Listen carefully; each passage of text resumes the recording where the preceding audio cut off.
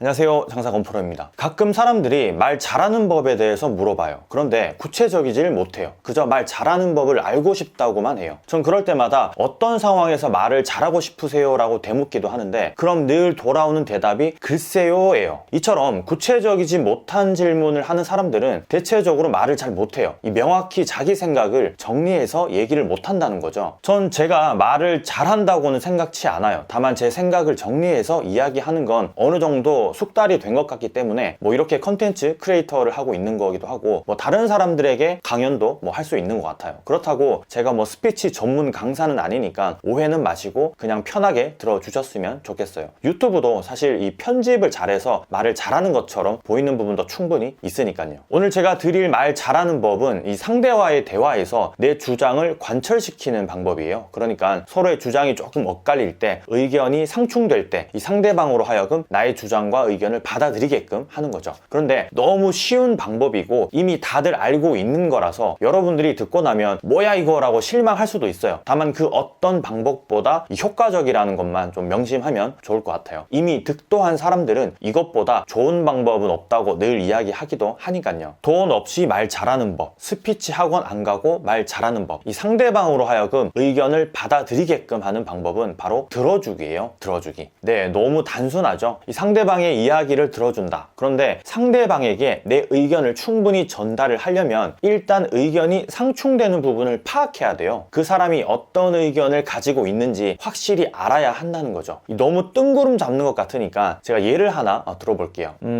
이게 좋겠네요. 우한 폐렴이 심각해지고 있어서 하고 있는 장사나 사업이 잘 안 돼요. 그래서 마케팅비를 조금 더 써서 이 매출을 견인해야겠다는 결정을 A씨가 했고, 그걸 동업자인 B씨에게 얘기했어요. B씨는 결사 반대했죠. 이 마케팅비를 드린다고 한들 외부 악재이기 때문에 오히려 비용만 소진되고 매출은 오르지 않을 거라고 말이죠. A씨는 이럴 때일수록 이제 공격적이어야 한다. B씨는 아니다. 움츠렸다가 조금 상황이 수습되면 그때 마케팅을 시작하자고 하는 거죠. 평소 B는 A의 의견을 존중했어요. A 역시 B의 의견을 존중했고요. 그런데 이번만큼은 A씨든 B씨든 서로의 의견을 따를 수가 없다고 판단을 한 거예요. 이런 상황에서 A나 B가 이 본인의 주장을 상대방으로 하여금 관철시킬 수 있는 방법은 바로 들어주기예요. 들어주기. 서로 명확한 주장의 이유를 들어줘야 한다는 거죠. A는 마케팅비를 써서 매출을 견인해야 되고, 그 이유에 대해서는 여러 가지 논리가 있겠죠. 이를테면 많은 매장들이 움츠리고 있을 때 오히려 공격적인 마케팅으로 승부수를 띄운다거나, 아니면 지난 메르스 사태에도 비슷한 상황을 겪었는데 마케팅을 통해서 극복할 수 있었다. 또 B도 여러 가지 주장에 대한 논리가 있겠죠. 지금 이 논제의 옳고 그름은 중요하지 않아요. 제가 그냥 단지 예를 든 거니까요. 어떤 게 합리적인 선택인지는 별 상관이 없다는 거예요. 다만 서로가 서로를 설득시키려면 A든 B든 이런 주장과 근거를 모조리 들어봐야 한다는 거예요. 그래야만 본인이 가지고 있는 생각과 이 논리를 정리해서 A에게 또 B에게 전달을 할 수 있기 때문이죠.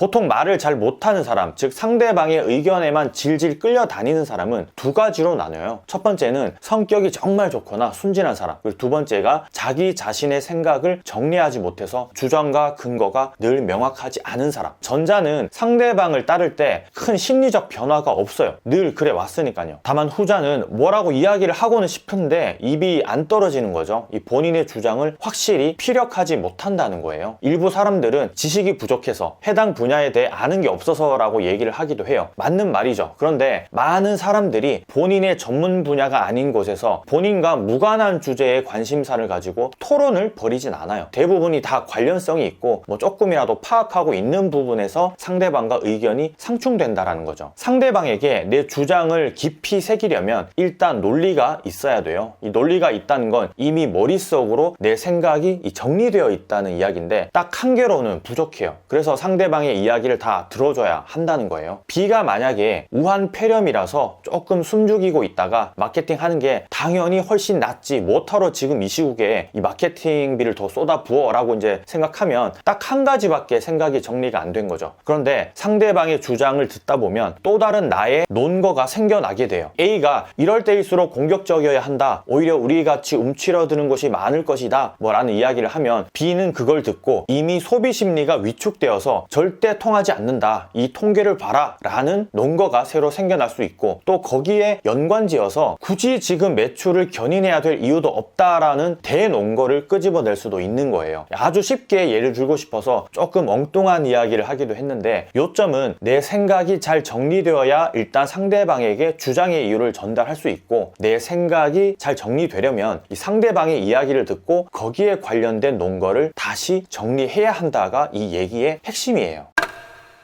보통 회사에서 토론이나 회의는 이 준비 기간을 거쳐요. 안건도 정하고 주제를 놓고 찬반 토론을 하기도 하죠. 그런데 일상생활에서의 토론은 이런 준비 기간이 거의 없어요. 회사에서 토론을 잘 하는 사람들을 보면 이 회의 안건을 준비할 때 본인의 주장을 확실히 하고 상대방이 어떤 논거를 가지고 올지 미리 시뮬레이션 해서 그 논거에 대한 반박과 사실적인 근거를 충분히 준비해요. 그런데 그건 회사에서나 가능한 일이고, 현실에서는 이런 준비 기간이 없죠. 가끔은 의도치 않게 갑자기 토론이 시작되기도 하고 술 먹다가 이야기가 나오기도 하고 그런 거니까요. 또 조금 중요한 문제라면 따로 약속을 잡고 커피숍에서 진행이 되기도 해요. 커피숍에서 진행되는 경우는 아주 양반인 경우예요. 미리 관련 논제에 대해서 어느 정도는 정리하고 갈 수 있으니까요. 다만 무작정 찾아오는 주장 대립에서는 침착하지 못해서 상대방의 이야기를 먼저 듣는 게 아니라 내가 먼저 이야기를 해버리게 되는 그런 경우가 다반사예요. 저 역시 이런 게 잘 안 될 때가 있는데요. 그건 바로 사전에 이 흥분 상태에 돌입했을 때예요. 상대방의 이야기를 들으려면 내 생각을 충분히 정리하고 다시금 상대방이 한 이야기에 있어서 반대되는 논거를 이야기하거나 오류를 좀 짚어주면 참 좋은 시나리오의 토론이 될 텐데, 이 흥분 상태가 돼버리면 일단 상대방의 이야기가 듣기 싫어져요. 그래서 다짜고짜 나의 의견부터 말을 하게 되죠. 상대방이 입도 뻥끗 못하게 아주 있는 논리 없는 논리를 다 말하다 보면 오류도 생기고 상대방에게 좋은 기회를 주게 되는 거예요. 그래서 가장 중요하게 생각해야 할 게 상대방이 어떤 주장과 논거를 가지고 있는지 파악하는 것. 그것을 파악하려면 일단 들어보는 것. 듣는 와중에 이미 생각을 정리하고 토론을 시작했더라도 다시 한 번 더 상대방의 논거와 연관시켜서 정리하는 것. 이 머리 하나로만 그게 안 되면 꼭 메모를 하는 것이 정말 중요해요. 앞서 이야기한 흥분 상태는 이 사람이기 때문에 잘 조절이 안 될 수 있어요. 그래서 이 고수들이라고 하기는 좀 그렇고, 충분히 계획적인 사람들은 오히려 상대방을 흥분시키려는 다분히 의도된 발언을 하기도 해요. 특히나 보는 사람이 있는, 청중이 있는 자리에서는 더더욱이요. 이 흥분을 하게 되면 그 즉시 주위 사람들로부터 신뢰가 팍 이렇게 떨어지니까요. 그리고 흥분을 하고 난 뒤에는 좀처럼 제대로 된 토론을 하지 못하기도 해요. 그래서 오히려 상대방을 흥분시켜 놓고 적절한 대안을 제시하거나 절충안을 제시하면서 상황을 정리하기도 하죠. 저도 예전에 이런 사례가 있었어요. 떼인 돈을 받을 때 썼던 방법으로 말이에요. 이쪽 클릭하면 보실 수 있고요.